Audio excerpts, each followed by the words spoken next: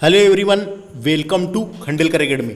इस लेक्चर में हम मध्य प्रदेश के राष्ट्रीय उद्यान एवं अभ्यारण्य के महत्वपूर्ण तथ्य फैक्ट डिस्कस करेंगे। मध्य प्रदेश में national park and wild life sanctuary के बारे में डिस्कस करेंगे। यह लेक्चर फैक्ट के रूप में होगा, जिसमें हम जो इंपॉर्टेंट क्वेश्चन बनते हैं अभ्यारण्य और नेशनल पार्क से, उनको हम डिस्कस करेंगे। जैसे कि एमपीपीएससी के सिलेबस के अनुसार हम यूनिट 3 जो मध्य प्रदेश का भूगोल है, यूनिट 3 वो डिस्कस कर रहे हैं। इसके पहले हमने यूनिट 1 भी डिस्कस कर चुके हैं। आप जाके हमारे चैनल में प्लेलिस्ट बनी हुई है, प्रीवियस वीडियो को देख सकते हैं। इस लेक्चर में मध्य प्रदेश में राष्ट्रीय उद्यान और अभ्यारण्य के फैक्ट डिस्कस करेंगे, जो बहुत ही महत्वपूर्ण है और परीक्षा में पूछे जाते हैं। तो देखिए फ्रेंड्स, मध्य प्रदेश को आइए शुरू करते हैं। तो देखिए, मध्य प्रदेश को टाइगर स्टेट कहा जाता है। 29 जुलाई को अंतर्राष्ट्रीय बाघ दिवस के रूप में मनाया जाता है, टाइगर डे के रूप में मनाया जाता है। तो 29 जुलाई 2020 को टाइगर की नई रिपोर्ट आई। उसके अनुसार यह पता चला कि सर्वाधिक टाइगर मध्य प्रदेश में। पहले ऐसा नहीं था, लेकिन मध्य प्रदेश को पहले से ही टाइगर स्टेट का दर्जा दिया गया है, मिल चुका था। तो टाइगर स्टेट का दर्जा इसने पुनः वापस पा लिया। पहले से ही टाइगर स्टेट था क्या? बहुत पहले बहुत ज़्यादा टाइगर थे, फिर बीच में कम हो गए थे, उसके बाद फिर से टाइगर ज़्यादा हो गए, तो इसको टाइगर स्टेट का दर्जा फिर से मिल गया है। 29 जुलाई को अंतर्राष्ट्रीय बाघ दिवस के रूप में मनाया जाता है, याद रखना है, पूछा जाता है। तो क्या हुआ? 29 जुलाई 2020 के अनुसार एक नई रिपोर्ट आई। रिपोर्ट में यहाँ पता चला कि सर्वाधिक टाइगर मध्य प्रदेश में है। मध्य प्रदेश में 526 टाइगर है। दूसरे नंबर में सर्वाधिक टाइगर है कर्नाटक में 524 टाइगर है, और उत्तराखंड में है 442। तो ये रिपोर्ट थी, रिपोर्ट आप याद रख सकते हैं। इस कारण मध्य प्रदेश को टाइगर स्टेट भी कहा जाता है, डायरेक्ट पूछा जाएगा। और 29 जुलाई को ही नई रिपोर्ट आई, उससे यही पता चला कि सर्वाधिक लेपर्ड LEAPARD लेपर्ड यानी होता है तेंदुआ।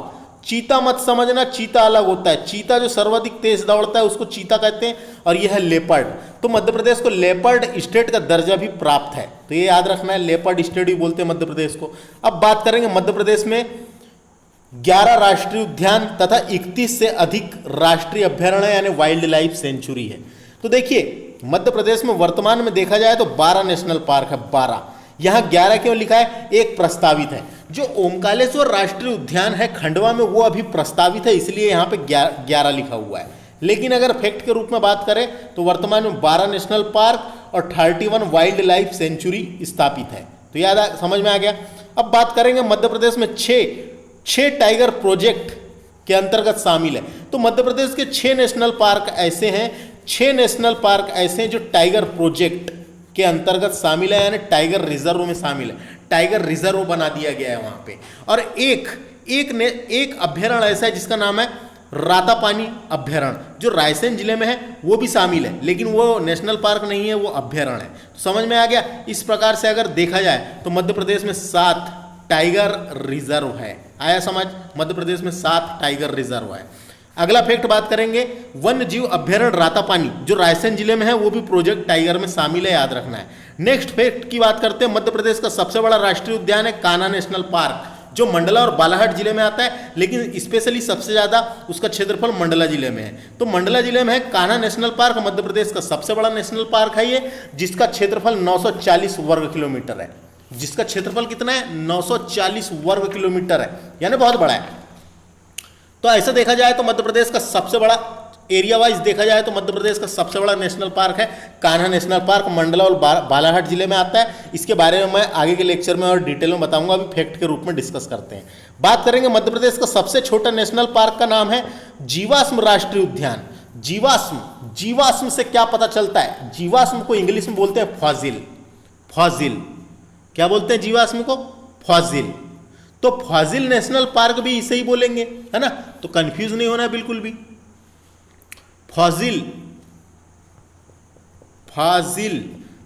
नेशनल पार्क भी इसे ही कहेंगे। तो फॉसिल नेशनल पार्क या जीवाश्म राष्ट्रीय उद्यान ये डिंडोरी जिले में, डिंडोरी जिला आप सुने होंगे इसके बारे में। तो डिंडोरी जिले में है ये।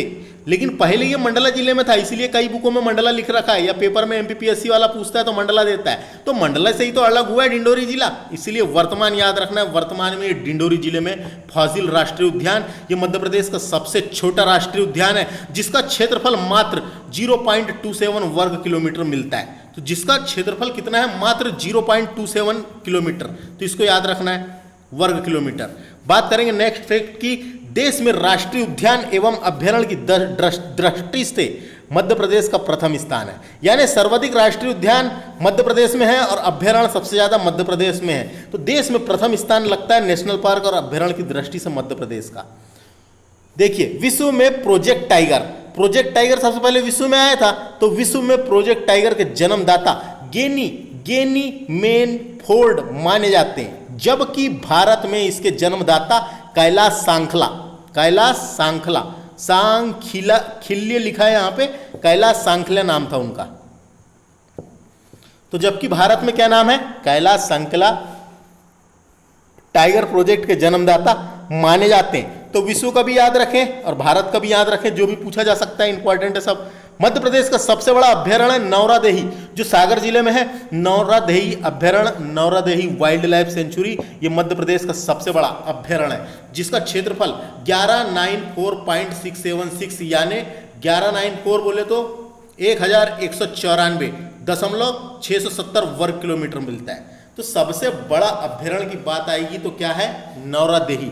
और सबसे छोटा अभ्यारण्य पूछा जाएगा तो रालामंडल है, रालामंडल अभ्यारण्य जो इंदौर में है, सबसे छोटा है ये। आया समझ, सबसे छोटा अभ्यारण्य कौन सा, रालामंडल। तो रालामंडल इंपॉर्टेंट है, ये इसका क्षेत्रफल 2.340 किलोमीटर स्क्वायर है मात्र। अभ्यारण्य की बात हो रही, नेशनल पार्क की नहीं।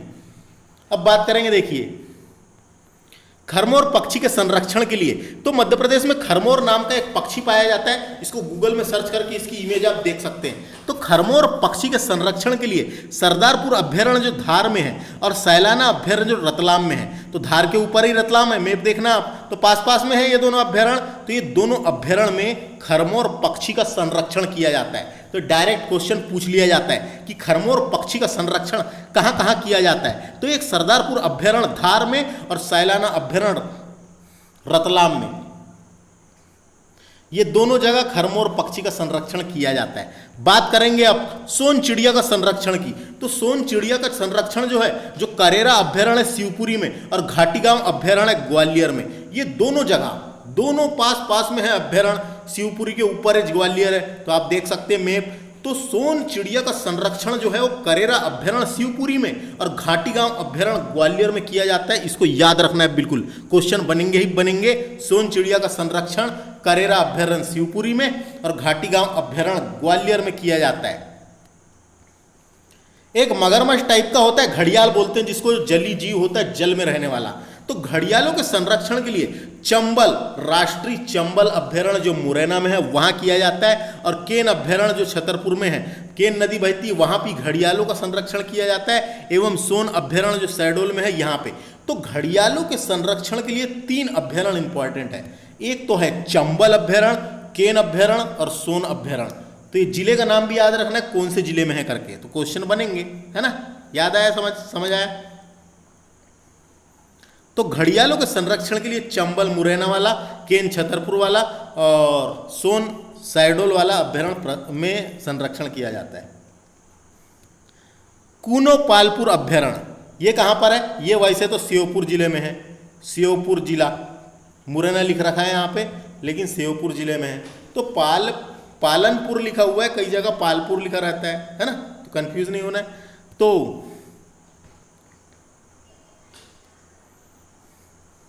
तो कूनो पालपुर अभ्यारण्य में गिर नेशनल पार्क कहां पर है, गुजरात में।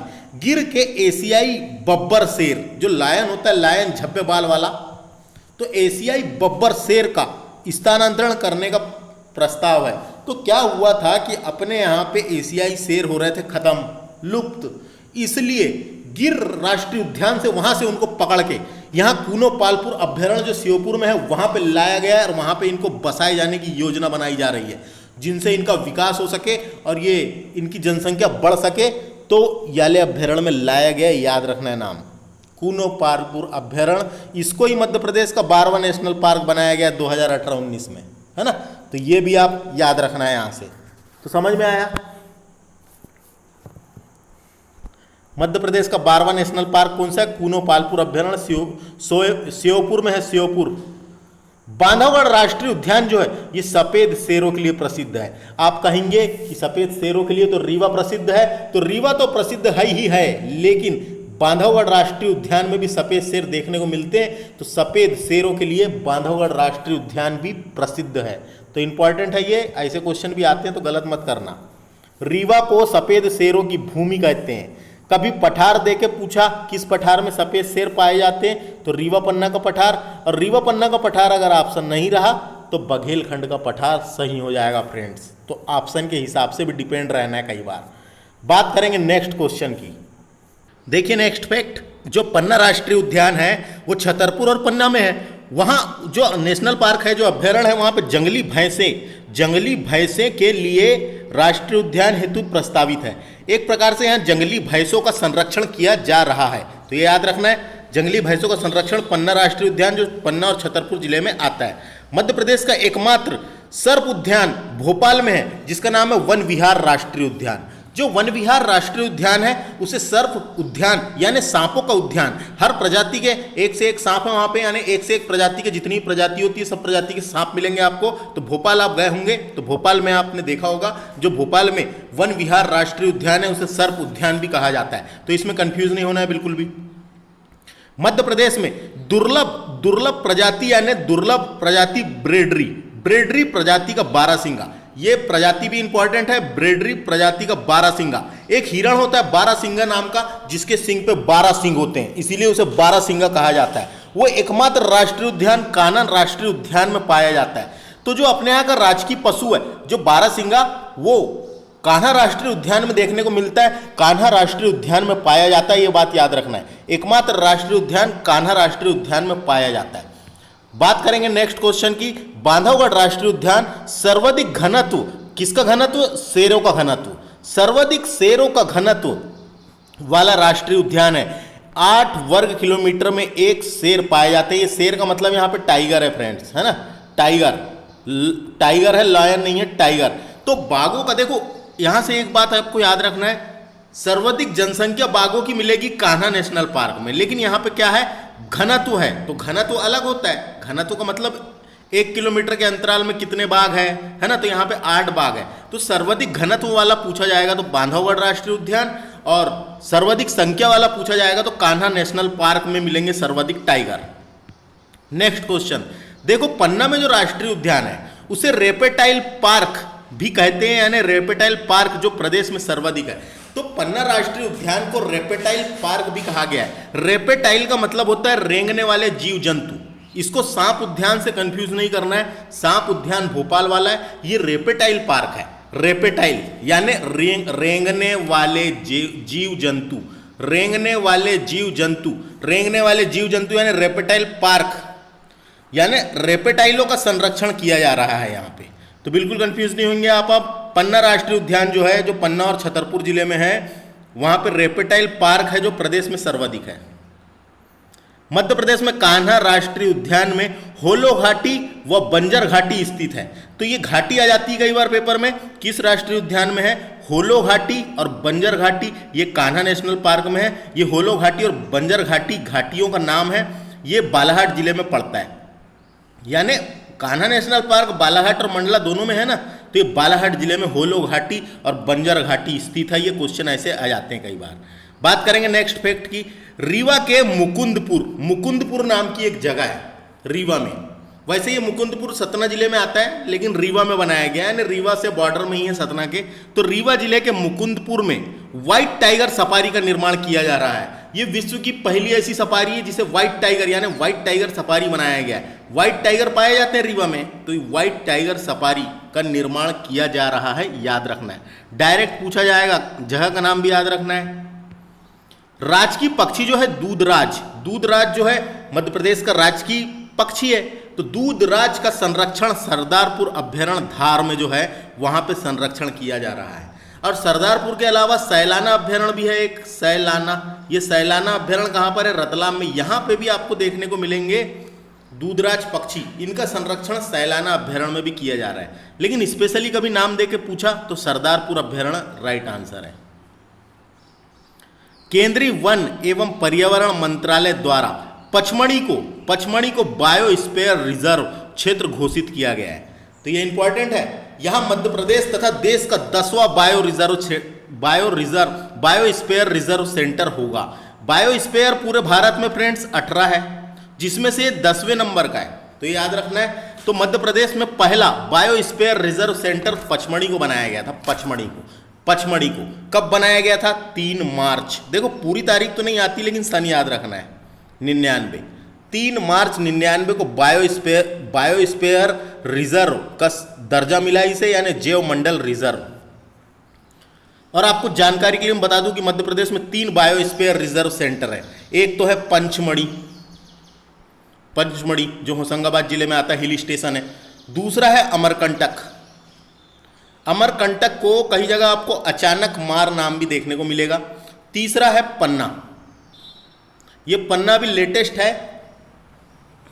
तीनों की तारीख भी आ जाती है पेपर में कई बार, तो ये याद रखना है। पचमढ़ी को 3 मार्च 99 को बनाया गया था, इसको 30 मार्च, अमरकंटक को 30 मार्च 2005 को बनाया गया है, और पन्ना को 25 अगस्त यानी दर्जा मिला था इन तारीख को 2011 को। तो ये तारीख भी याद रख सकते हैं, ये मई है, ये अगस्त है। तो 3 जैव मंडल रिजर्व क्षेत्र है मध्य प्रदेश में, तो ये तीनों को याद रखें। यह अमरकंटक वाले का नाम अचानक मार है, तो ये भी याद रखना है। और यहाँ से क्या इंपॉर्टेंट है, ये पन्ना जो है ये 18वें नंबर का है भारत का। पहला भारत में बनाया गया था, नीलगिरी की पहाड़ियों को दर्जा मिला था, भारत में 18 है। तो मध्य प्रदेश में 3 ही। ये जैव मंडल आरक्षित क्षेत्र ऐसा होता है, देखिए ये जैसे यहाँ पे एक अभ्यारण्य भी शामिल होता है और एक नेशनल पार्क भी शामिल होता है, और ये पूरे क्षेत्र को विविधताओं के लिए घोषित कर दिया जाता है, जैव विविधता क्षेत्र घोषित कर दिया जाता है। वहाँ की वनस्पति, वहाँ का वातावरण, वहाँ के जीव जंतु के लिए बहुत ही अनुकूल होते हैं। तो इसीलिए तो ये समझ में आया फ्रेंड्स, डायग्राम याद रखना है। एक नेशनल पार्क भी होता है उसके अंतर्गत, एक अभ्यारण्य भी होता है, और कुछ अभ्यारण्य और कुछ जंगल भी शामिल होते हैं। तो ये समझ में आ गया। 3 है मध्य प्रदेश में, याद रखना है। पहला पन्ना को बनाया गया था, दूसरा अमरकंटक, पहला पचमढ़ी को, दूसरा अमरकंटक, तीसरा पन्ना को, है ना। तो ये याद रखना है। बात करेंगे नेक्स्ट क्वेश्चन। सबसे अधिक पर्यटकों को आकर्षित करने वाला राष्ट्रीय उद्यान कान्हा राष्ट्रीय उद्यान है। सर्वाधिक जो टूरिस्ट आते हैं उन लोग को ज़्यादा अट्रैक्ट करता है कान्हा नेशनल पार्क। तो ये बात यहाँ कही गई है, याद रखना है।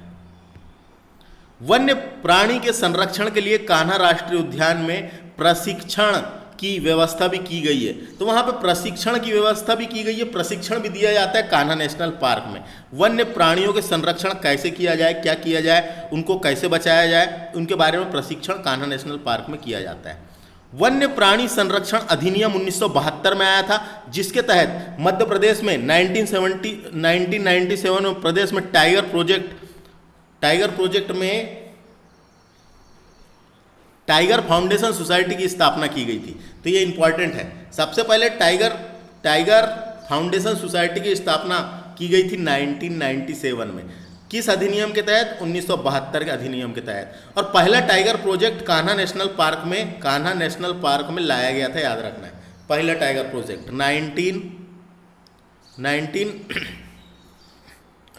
1974 में। तो ये तारीख भी याद रख सकते हैं। तो ये वन जीव संरक्षण अधिनियम 1972 में बनाया गया था, लेकिन मध्य प्रदेश में वन जीव संरक्षण अधिनियम 1974 में बनाया। तो ये याद रखना है। नेक्स्ट क्वेश्चन देखिए, मध्य प्रदेश सरकार ने 1 नवंबर 1981 को बारहसिंगा हिरण जो है उसे राजकीय पशु का दर्जा दिया गया था। और जो दूधराज पक्षी है अपने यहाँ का, जिसे साहब बुलबुल या पैराडाइज फ्लाई कैचर, इसका साइंटिफिक नेम है, पैराडाइज फ्लाई कैचर को राजकीय पशु का दर्जा दिया गया था। ये तारीख इंपॉर्टेंट है। 1 नवंबर 1981 को क्या हुआ था? मध्य प्रदेश की 25वीं वर्षगांठ पर राजकीय पशु, पक्षी और वृक्ष, जो वट वृक्ष है अपने यहाँ का, वृक्ष को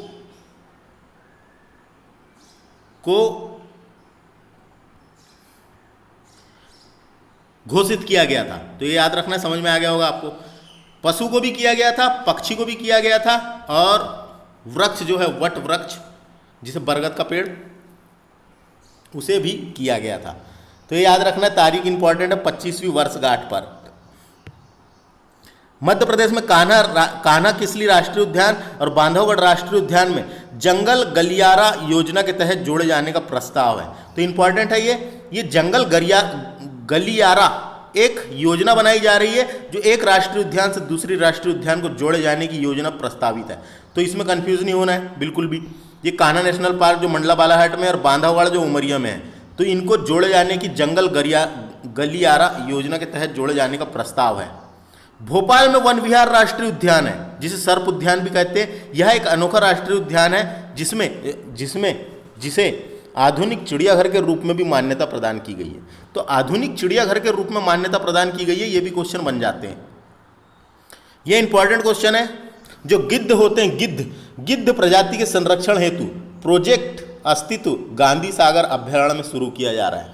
ये गांधी सागर अभ्यारण्य कहाँ पर है? ये मंदसौर जिले में है। मंदसौर और नीमच, मंदसौर और नीमच। तो यहाँ पे गिद्धों के संरक्षण के लिए, तो इंपॉर्टेंट है, ये पूछा जा सकता है गिद्धों का संरक्षण कहाँ किया जा रहा है? तो गांधी सागर अभ्यारण्य में।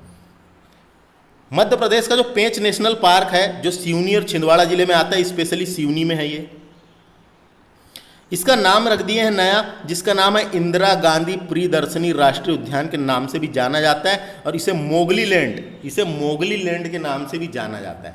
इसे मोगली, आपने मोगली वाला जो धारावाहिक आता था उसको भी आपने देखा होगा। तो जो पेंच नेशनल पार्क है फ्रेंड्स, यहीं पे जो पेंच नेशनल पार्क है, यहीं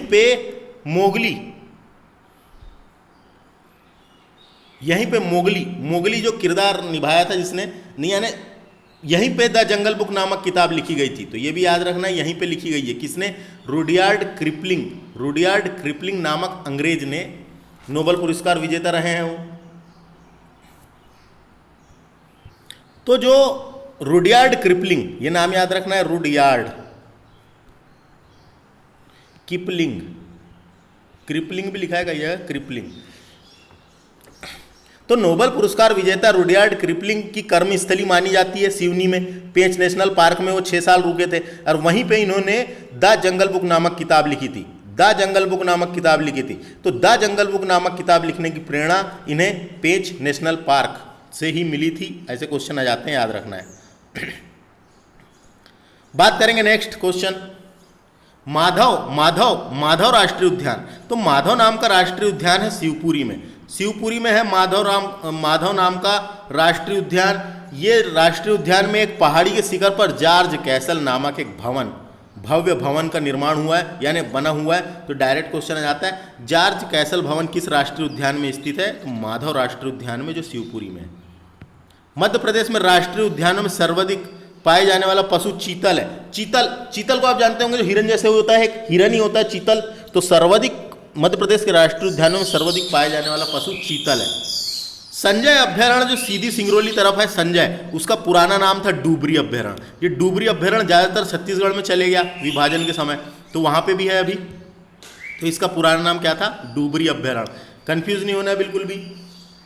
देखो, संजय अभ्यारण्य था, संजय अभ्यारण्य को बाद में नेशनल पार्क बनाया गया, तो इसका पुराना नाम था डुबरी अभ्यारण्य। बांधवगढ़ राष्ट्रीय उद्यान जो है, ये 32 पहाड़ियों से घिरा हुआ है उमरिया जिले में। 32 पहाड़ियों से घिरा हुआ राष्ट्रीय उद्यान है ये उमरिया जिले में। इनकी स्थापना मैं अगले लेक्चर में बताऊंगा सब, जो परीक्षा में इंपॉर्टेंट है। और बांधवगढ़ राष्ट्रीय उद्यान में सर्वाधिक बाघों का घनत्व है।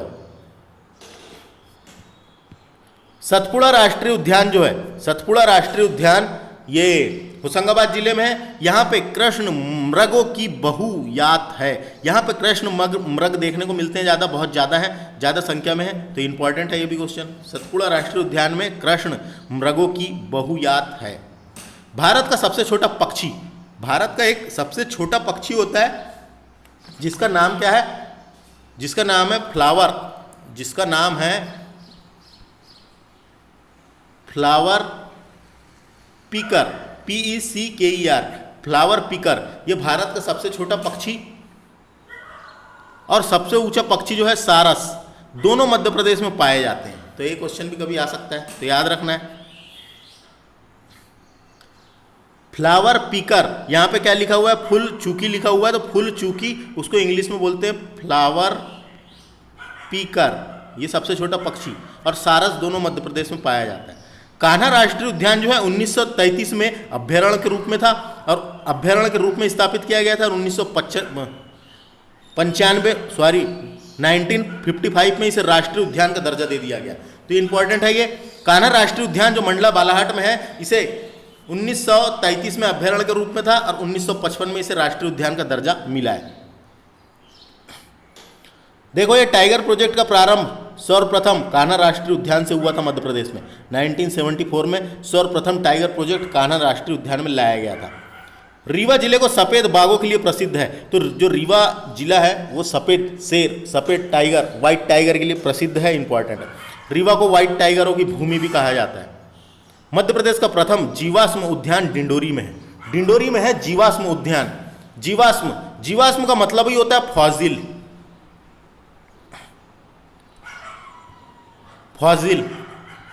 वहाँ जीवाश्म मिले हैं, तो फॉजिल नेशनल पार्क ये डिंडोरी में है, याद रखना है। डिंडोरी में फॉजिल नेशनल पार्क, ये मध्य प्रदेश का सबसे छोटा नेशनल पार्क है, 0.27 किलोमीटर। तो ये फॉजिल नेशनल पार्क डिंडोरी में। मध्य प्रदेश में प्रोजेक्ट एलिफेंट व प्रोजेक्ट हंगल भी चलाया जा रहा है। चलाए जाने की बात चल रही है, यानी चलाया जा रहा है। अभी कहाँ चलाया जा रहा है ये नहीं पता। तो मध्य प्रदेश में प्रोजेक्ट एलिफेंट व प्रोजेक्ट हंगल भी चलाया जा रहा है। मध्य प्रदेश में कान्हा राष्ट्रीय उद्यान में अमेरिका के सहयोग से, यानी अमेरिका के नेशनल पार्क सर्विस के सहयोग से पार्क इंटरप्रिटेशन योजना लागू की गई है। डायरेक्ट क्वेश्चन आएगा। अमेरिका के नेशनल पार्क से प्रेरित होकर या सहयोग से पार्क इंटरप्रिटेशन योजना कान्हा नेशनल पार्क में चलाई जा रही है, याद रखना है। कहाँ पे चलाई जा रही है? कान्हा में, पूछा जा सकता है। सिरपुर तालाब, इंदौर में एक तालाब है जिसका नाम है सिरपुर तालाब। इंदौर में एक तालाब है जिसका नाम है सिरपुर तालाब। वो जो इंदौर में है तो उसे पक्षी विहार घोषित किया गया है 2012 में। पक्षी विहार घोषित किया गया है। तो इंदौर के सिरपुर तालाब को 2012 में पक्षी विहार घोषित किया गया है। तो इस लेक्चर में हमने कुछ फैक्ट जो नेशनल पार्क से इंपॉर्टेंट है, जो डायरेक्ट क्वेश्चन पूछ लिए जाते हैं, उनको हम डिस्कस किए। इसके बाद एक लेक्चर आएगा और उसमें भी हम डिटेल में डिस्क्राइब करेंगे।